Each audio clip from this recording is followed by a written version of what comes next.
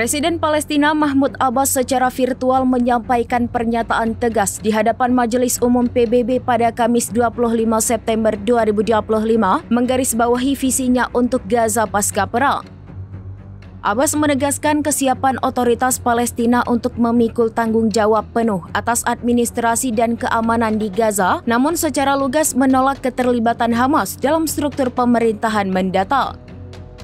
Pemimpin Palestina itu secara eksplisit menuntut agar Hamas menyerahkan persenjataan mereka kepada Otoritas Nasional Palestina, seraya menegaskan bahwa Palestina tidak berkeinginan menjadi negara bersenjata.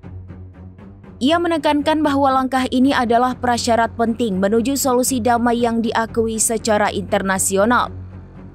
Abbas juga menyatakan komitmennya untuk bekerja sama dengan Presiden Amerika Serikat Donald Trump, Arab Saudi, Prancis, dan PBB dalam upaya mewujudkan perdamaian. Pernyataan ini langsung memicu penolakan keras dari Hamas.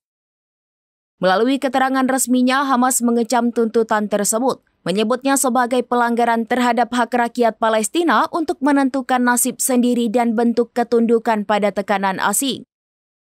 Hamas berargumen bahwa senjata tidak akan diserahkan selama pendudukan Israel masih berlangsung, menegaskan kembali perlawanan bersenjata sebagai hak sah mereka. Kontradiksi pandangan ini semakin menajamkan perpecahan internal di tengah upaya merancang masa depan pasca konflik di Gaza.